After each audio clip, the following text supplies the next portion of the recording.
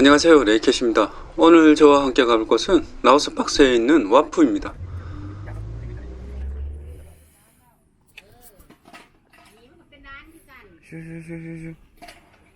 고양이만 보면 제가 지나치지를 못하기 때문에 고양이하고 잠깐 인사를 합니다. 참고로 와프는 캄보디아 시엠립에 있는 앙코르왓보다 먼저 시작된 문명으로 와프에서 시작해서 캄보디아 앙코르왓으로 갔다는 설이 꽤 유명합니다.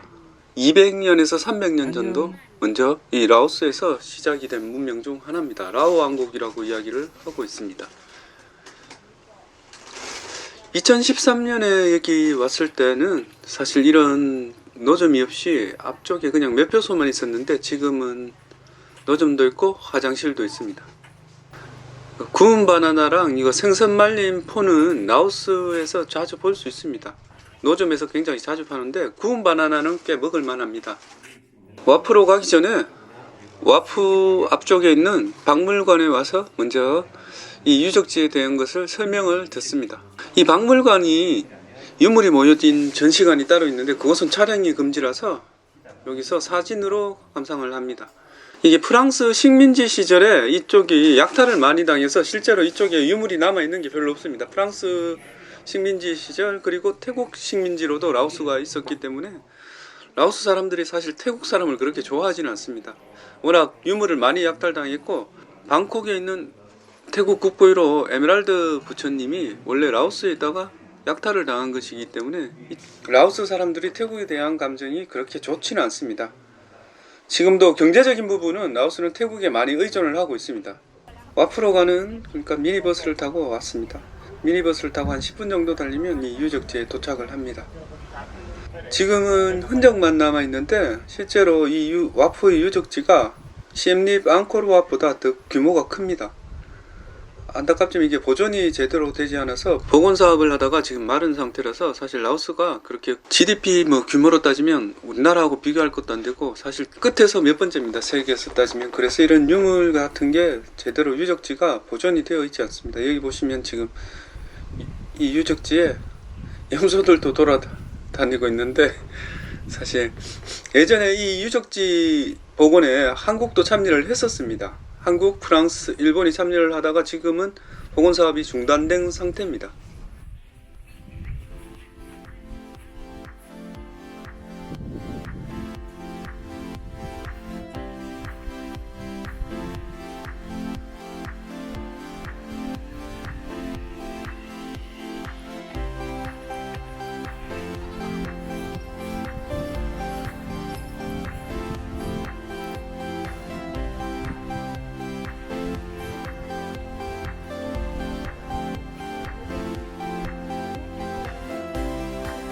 지금 이게 유네스코 문화유적에는 등재가 되어 있습니다. 근데 관리를 잘해주면 좋은데 이 농가에 염소들이 지금 돌아다니고 있습니다. 이 와프를 지나서 산으로 올라가면 예전 사원이 있습니다. 왕이 기도를 드리던 사원이 있습니다.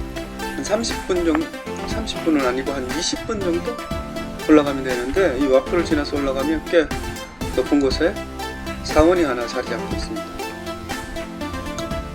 내부는 이렇게 텅 비어 있습니다.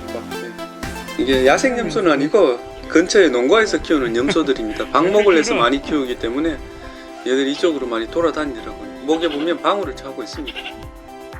이렇게 안쪽을 돌아다녀 보면 이게 복원을 하다가만 흔적이 아직 남아 있습니다.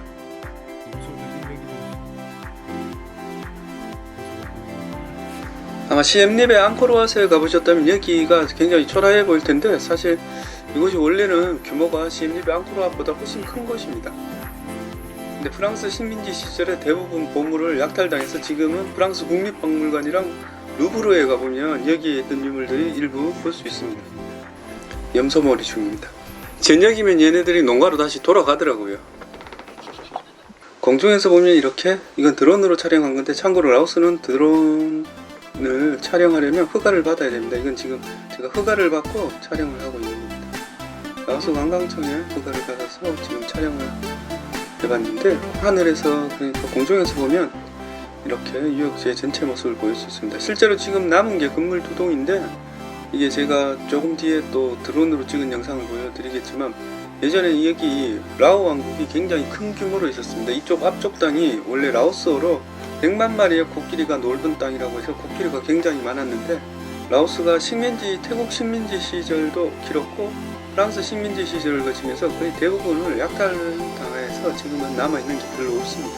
태국에 있는 코끼리의 조상이 여기 라오스에 있던 코끼리들이 원래 태국의 코끼리 조상이라고 합니다.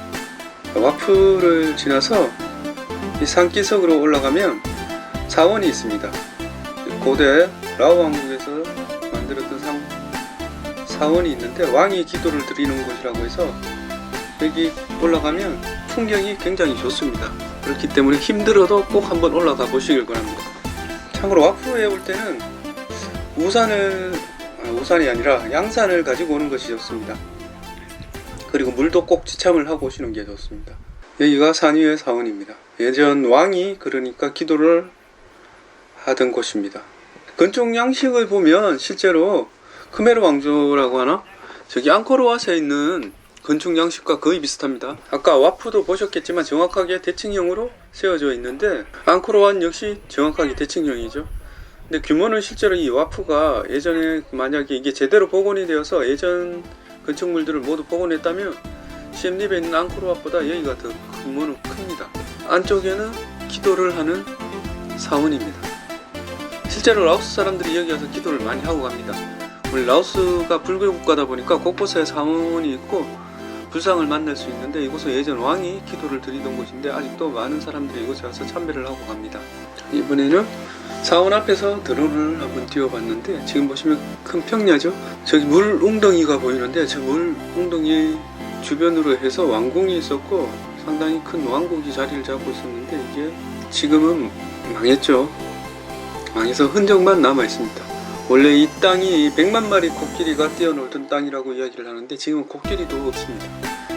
태국에 약탈을 당했고 프랑스 식민지 시절에 여기 있던 귀한 보물들을 거의 다 약탈을 당했다고 합니다. 라오스 팍스에 오면 꼭 한 번은 방문해 봐야 될 곳이기도 하고 한번 와볼 만한 가치가 있는 곳입니다.